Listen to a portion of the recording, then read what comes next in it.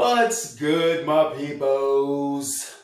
Today we will be going over a lifestyle plan. We'll be going over a finance lifestyle plan. And the category will be budgeting guidelines.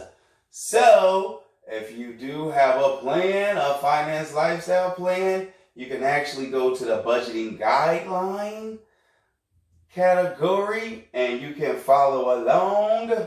And if you do not have a finance lifestyle plan, then you can go to lsfit.com and you can get yourself a finance lifestyle plan. You go there, you grab it, and then a download will come to you, and then you can store it in your cloud and you can put it on any of your media devices. You can always have it on the go.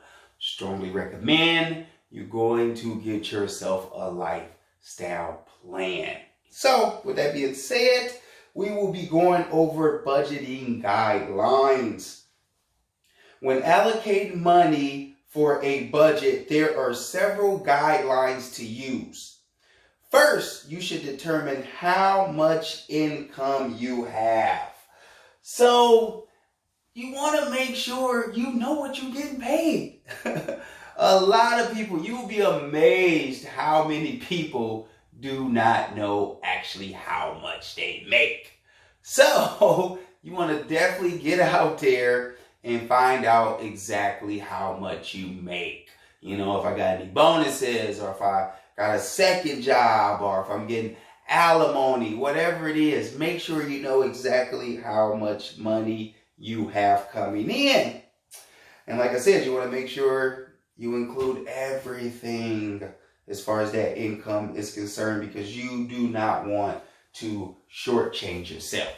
And then another thing that you should know is net versus gross when it comes to payment. Because I hate for you to give me the gross amount that you get paid, or I hate for you to give yourself the gross amount you get paid versus the net. So the difference is the gross amount is how much you make per year before they take out taxes. So say you make $50,000 gross. Now when they take out them taxes, it's going to be a lot less. You might only make $35,000 net once they take the taxes out. So the net is what you actually bring home typically, because typically they take the taxes out. Now sometimes you might have a job or you're an independent, contractor, something like that, where you have to figure out your own taxes. And then you have to take them out just so you make sure you know what that income is, so you set it aside for the end of the year. But typically at a regular job, they take the taxes out, and then that will be your actual net pay, what you actually bring home every single week, bi-weekly, monthly, however you get paid. And then your overall pay will be your actual gross amount. So typically you'll have that gross amount before they actually take the taxes out, which will give you your net pay. So that is a big one, because like I said, a lot of people, that's what I mean, where a lot of people don't know what they actually make, because they don't really know what the taxes mean, the gross versus the net. So that's the gross versus the net when it comes to taxes. So the next thing is to actually add up all your expenses. So you want to make sure you know what your expenses are.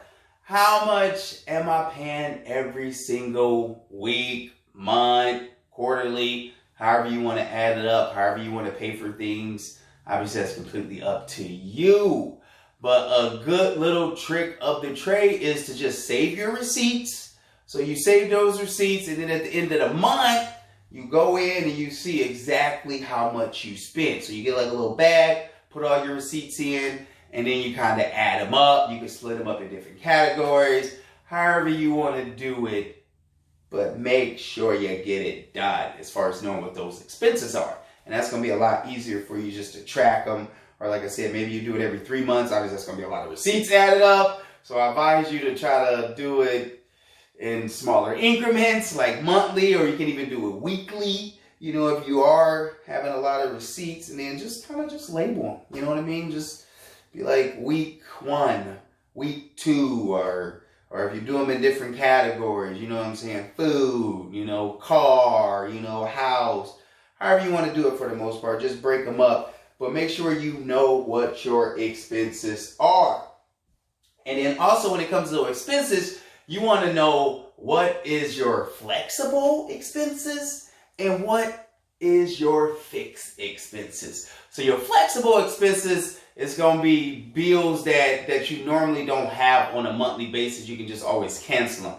Like say if you got some type of like YouTube account or, or some type of satellite for like your car, that's going to be more flexible. You can always get rid of that for the most part every single month. You don't have to worry about no penalty or nothing like that. It's kind of like pay as you go type thing. Those will be more flexible things. Now, more fixed things will be more like your rent or like your car note. You can't just sit there and say, I got a 36-month term and I'm in my 20th month and I'm like, I don't want to make no more payments. I'm done with this here and take the car back. You can't do that. That's a fixed payment. So that's going to continue to go on until you actually pay it off. Or like a credit card, that's more of a fixed payment, You're going to have to pay that certain amount every single month until it's actually paid off. So definitely understand your flexible expenses versus your fixed expenses.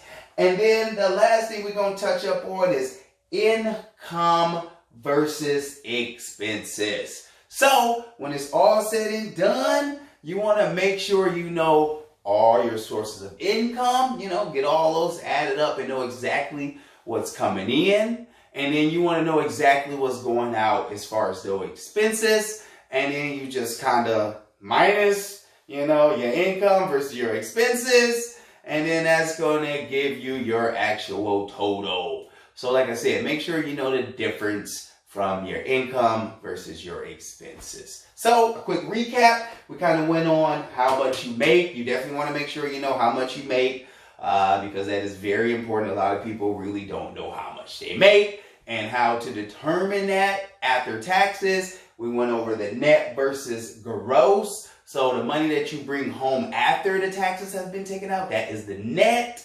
The gross will be before the taxes are taken out. That will be your actual gross pay. And then add up all your expenses. What is your expenses? You want to make sure you add them up. Like I said, the easy way is to just track those receipts, put them in the bag, and then every so often go through them and see exactly what your expenses are. Even this day and age, you can just get everything sent to your email. You don't even have to do a paper receipt. You can do an email receipt, which could make things a little bit easier as well. And then flexible versus fixed expenses. You want to definitely make sure you know the bills that you have to pay and the bills you can get rid of. Because some of those bills that you can get rid of, those flexible bills, those is what I call hidden money. That is the money that is the cushions in the couch, That's where you can actually start saving and working towards your ultimate savings goal. And then you have income versus expenses. Just know what is coming in as far as your pay, like all your different forms of it, and then what's going out. And then you minus those, and then you get what you actually is worth. When it's all said and done, what can I actually save? I got $500 coming in, $400 going out.